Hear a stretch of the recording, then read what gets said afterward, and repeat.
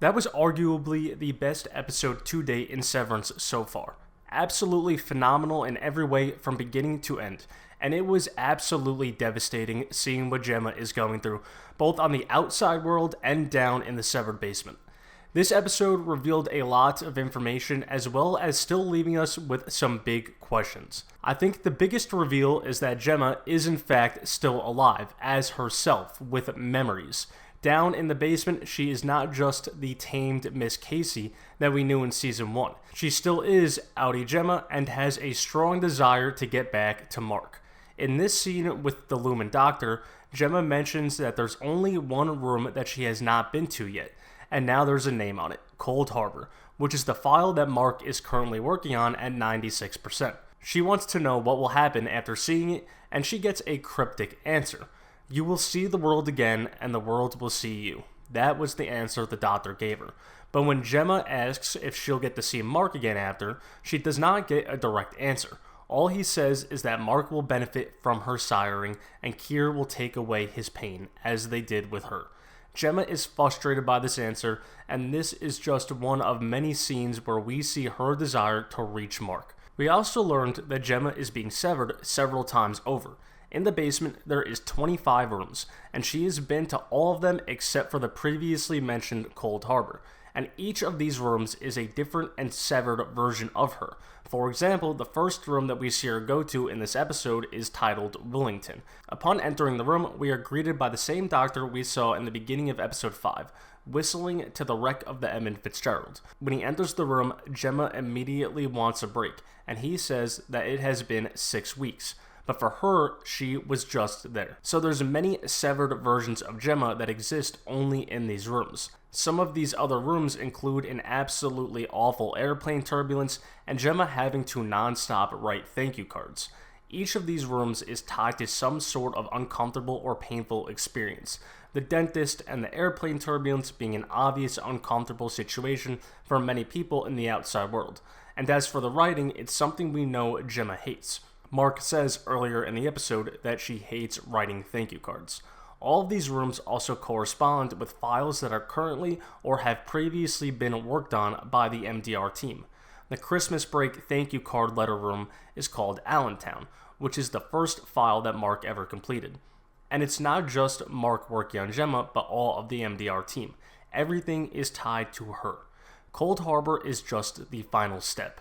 Now, although we don't have full confirmation, all of these clues give a big insight as to Lumen's big goals. Each file being worked on by the MDR team is a room that a version of Gemma lives in constantly, and there is nothing for her there but uncomfortable experiences. And we know the numbers that they sort correspond to the 4 tempers that Kier Egan believed made up a person. So it seems that with each uncomfortable situation, the MDR team is of course unknowingly controlling her temperament and trying to successfully make sure that she does not carry the pain or discomfort back to her, for the lack of a better word, normal self. In the meeting with the doctor, he wants to know if she remembers what happened in the room, and she doesn't.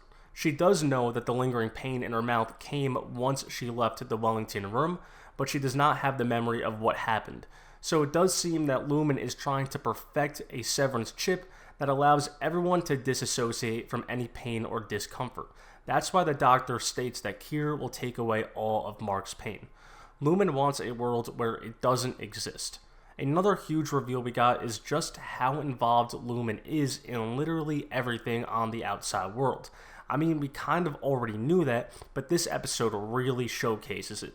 The episode starts with Mark and Gemma meeting at a blood drive, and the equipment has the Lumen water drop symbol on it. From the beginning, they had access to her and Mark's DNA. We also get a lot of glimpses into Mark and Gemma's relationship and some of the hardships that it went through. At one point, Gemma was pregnant, but we tragically see her lose it. Her and Mark go to the doctor in an effort to have a kid, and here we see 2 things. First, we get a very quick glimpse of the same Lumen doctor walking by in this clinic, and next we see the same water drop Lumen logo on the paperwork that Gemma is filling out. It is very likely that Lumen by this point knew Gemma was the perfect candidate for their mission and messed with her treatments. A few scenes later, we see Gemma working on these cards that came in the mail. One of these cards is the same exact one we saw in Season 1, Episode 6 on the severed floor. Lumen fully had their eyes set out on Gemma, taking advantage of her fertility situation, messing with her treatments, and sending her cult-like activities to get in her head. Everything about her story truly is tragic. Those are the big questions we got answered in this episode. A lot about the basement and what's going on there, what's happening to Gemma, and the fact that she still is there at all as herself. But there still is some big questions. One being, what will happen to Gemma when Cold Harbor is completed, and what exactly is that file? Now, as we mentioned earlier, we don't get an exact answer as to what will happen to Gemma, but likely it won't be good. We know the doctor said that she will see the world again, and the world will see her, but I'm not sure that's true, at least not in a literal sense. We also know that he dodged the question about seeing Mark again. If Cold Harbor gets completed, I think it's likely Gemma will die, or at least be permanently trapped in the Cold Harbor room. And what exactly is that file?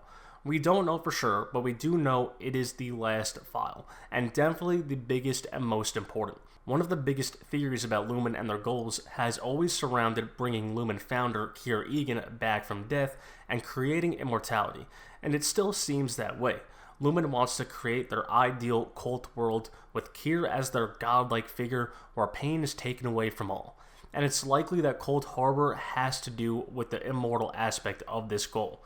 We were told that Gemma died in a car accident. As to what actually happened to her on that drive, we still don't really know. But the car accident is what Mark was told and what we, the audience, were told.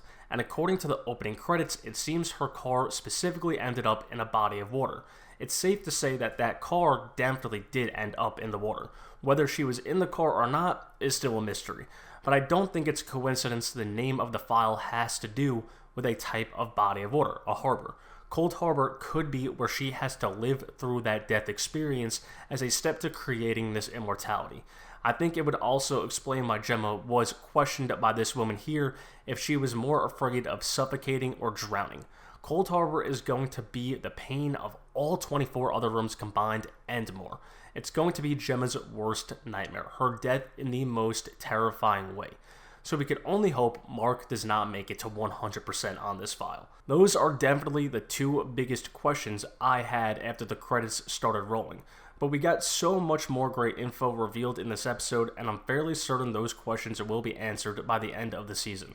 This episode did a great job setting up these final 3 episodes as Cold Harbor nears completion. We also need to give a huge prop to Jessica Lee. She has been the show's cinematographer since the beginning, and she made her directorial debut this episode.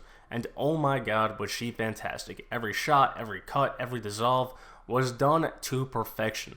The side-by-sides and the cuts from Gemma and Mark were so beautiful. She killed it, and I hope she directs again next season. We are truly witnessing something special with this show. It has all-time great potential written all over it, and I can't wait to continue with this journey. If you enjoyed this video, please like and subscribe as we get ready for the end of the season. Be sure to look out for more Severance videos from me and comment below your thoughts on the episode and what you think will happen next.